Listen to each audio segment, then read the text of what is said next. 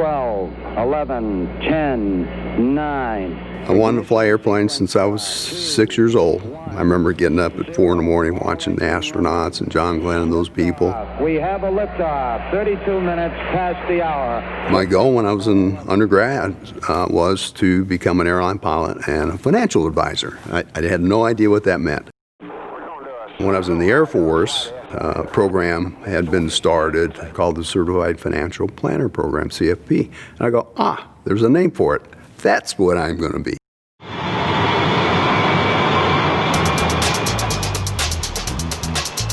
So I was flying weekends at Eastern, and then during the week I was in the office. And then I got hooked up with a firm here in Atlanta, and they were looking for somebody to train and mentor advisors.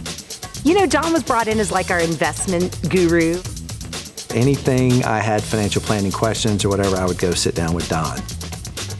Don Patrick is the financial planner that we all want to be when we grow up. They asked me to be the branch manager. It was 6 months into it, I incorporated Integrated Financial Group. It was kind of my plan being a little Boy Scout, you know.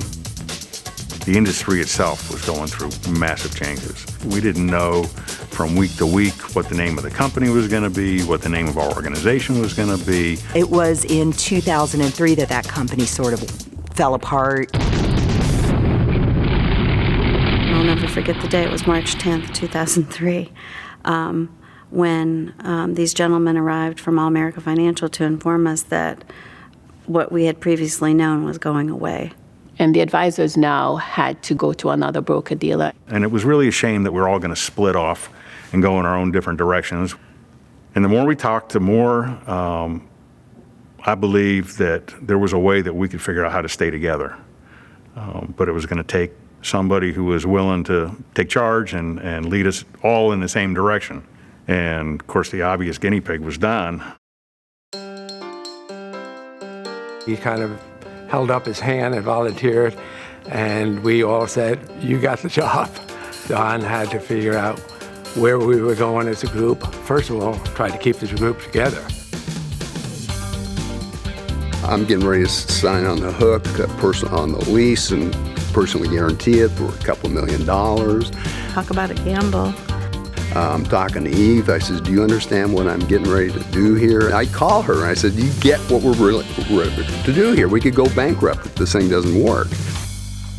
I thought it was a genius idea, so I had no qualms about it. I did. I had more.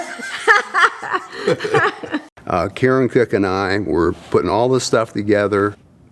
Where things were just happening at the same time, and things could go so wrong. We had 6 weeks to find a home and to figure out what we're going to do. I'm running around the country. I'm trying to put the structure together. We had to put financials together with no history. And he had been flying around, I think, hit every broker-dealer in the country. I'm trying to put the comp structure together. Can't get it to work. So Lori Moore pops in my office. I guess where I came in on the whole deal was I kept trying to figure out where I could help in some way. And he is low-tech. So he's got a yellow pad, a number 2 pencil, a glass of scotch. And abacus. Most people don't even know what an abacus is. The next morning he shows up in my office about 7 a.m. and says, "I think I got it." And he figured out our comp structure. It was just so many things happening at the same time. It was just crazy, but in a beautiful way. And Don, I think, was beginning to believe that, yeah, we could pull this off.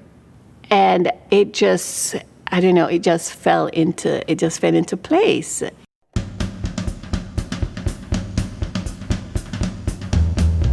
We had a nice thing going. We had, things were really in place, and we were really rolling along. That's kind of where it started.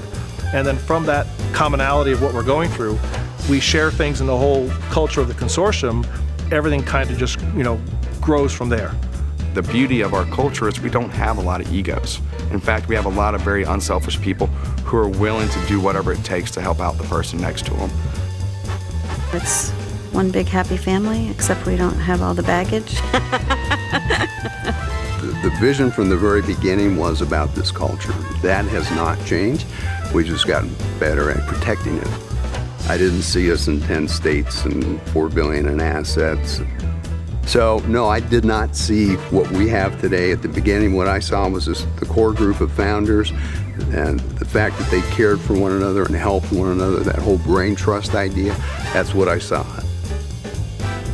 The coming together of IFG was just that kind of perfect storm, so to speak.